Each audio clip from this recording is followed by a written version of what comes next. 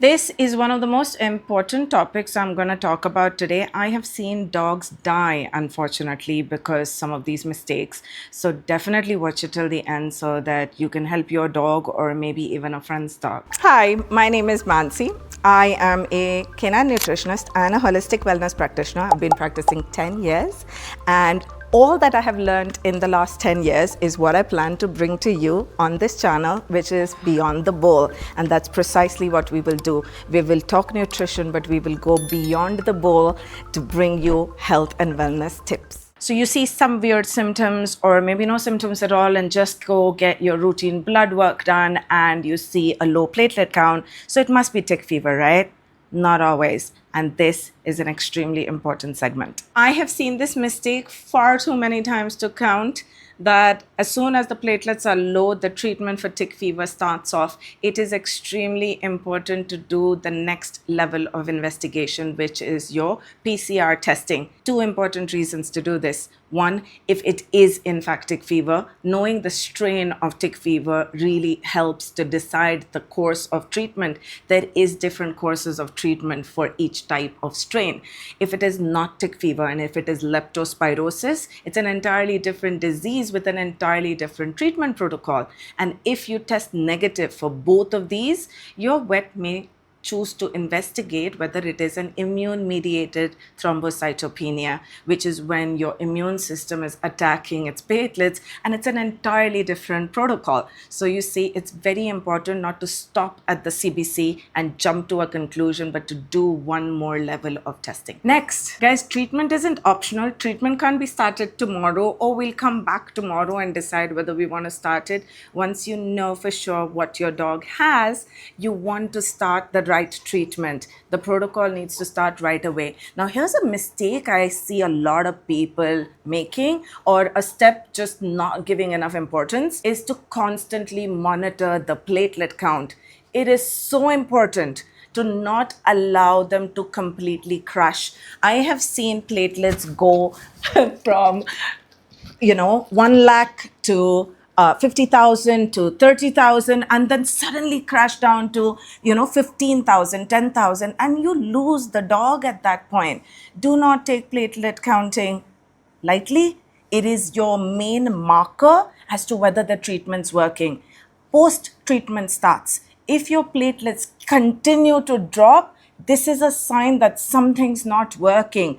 Have the discussion, go to another lab, get manual counting done, and see whether the upward climb has started. And only once you cross over into the safe zone of platelet counting is when you can stop monitoring it aggressively. So what else should you keep your eye on while treatment is going on? While you're giving all of this blood, get your dog's blood type tested so that in case the hemoglobin actually starts dropping and you need a transfusion, you know what type to actually place a request for, maybe on social media. The other thing that you must constantly monitor is the liver and kidney health. Because of all of this medication going in, the liver and the kidneys do get stressed out. A lot of times the dog's appetite goes away as well, and so they're not eating very well.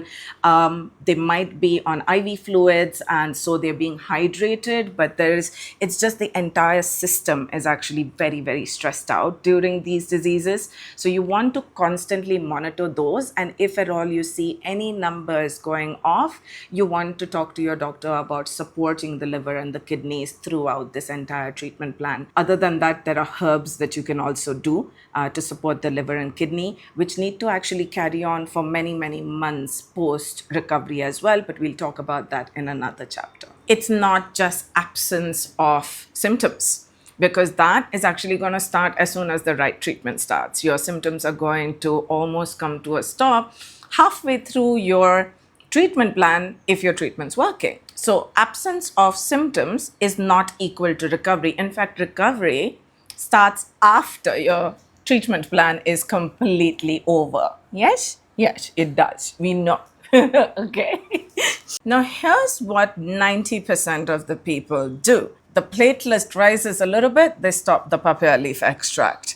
The fever is gone, they bring out the ultra processed food. and they just stop doing any support to the system that's actually going to contribute to actual immune and body recovery over the next few months.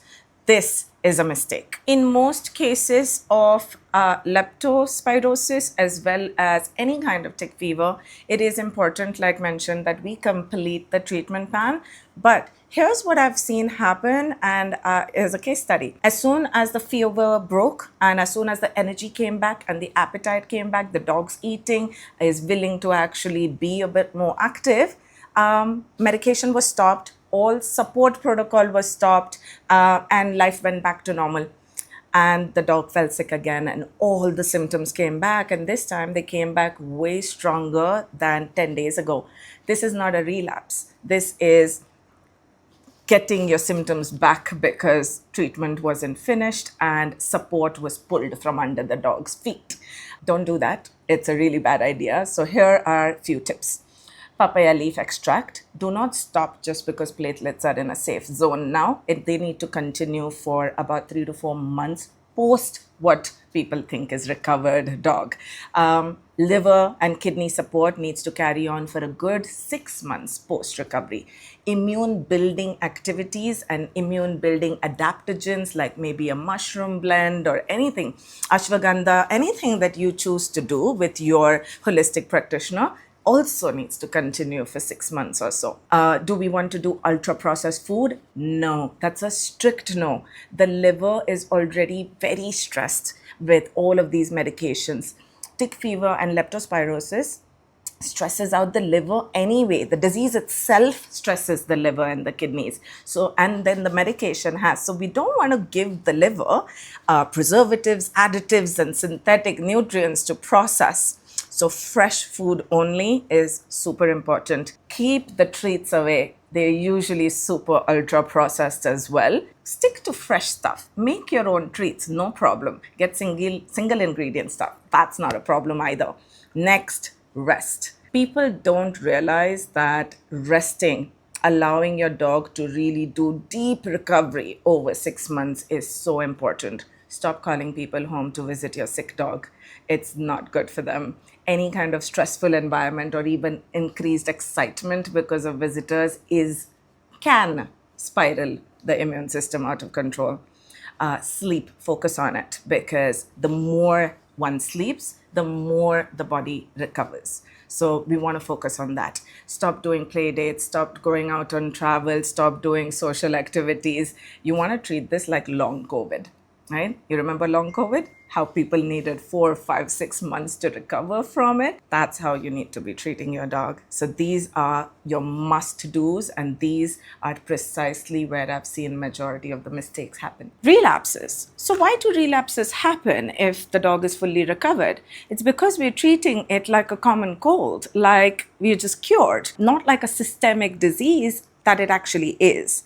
Most often, the pathogens lie in the system dormant, waiting for a chance. What chance? It could be anything like a heat wave, like a stressful boarding experience, a fight at home, an intense training session with the dog. It could even be a dinner party. And all of a sudden, 3 months in, 6 months in, you have a relapse and it's all back. The immune system was never worked on. It hadn't gotten stronger because we haven't focused on it. So on a weaker immune system, when this all comes back, your systems are worse, the immune response is way slower, and you actually end up with a much more weaker dog in the end. I have seen relapses happen 3, 4, 5 times to a dog, and towards the end, the dogs got nothing left in them to fight it. Here's a case study of a client that came to me by the time the dog was having their 4th relapse. The dog was in a really bad state. The liver was shot. Can you imagine? Because we're doing 21-day antibiotic courses for the 4th time now, and there has been no systemic support to this dog. And there's no way that they can guess that it's happened because of either a travel weekend plan that they had the first time round, the relapse happened, then it was a birthday party, the second time the relapse happened, third time it was something else, fourth time it was a holiday. There's no way for people to make these connections that while the dog may look happy and excited, it's still a stressful experience for them. Right. I'm not trying to scare you. I'm trying to prepare you. I'm trying to make you guys understand what are the things that are important to focus on. Tick fever need not be deadly or chronic, provided you actually take it seriously and do care modalities correctly from day one, and continue to focus on healing and recovery and immune building for a good 6 months post the supposed recovery. That is the point of this video. It is not to scare you. It is to say, hey, there are so many other things you can do that can possibly completely prevent a relapse. And which is why we've gone into details of what possibly causes the relapses. If you would like us to do a detailed video on herbs and supplementation and other care modalities that you should do in more detail, comment below, let us know that that's what you would like, and we'll definitely do it. If you would like a tick fever care guide as a ebook downloadable, then please click on the link below that we're posting in the description and you can get one of those for you.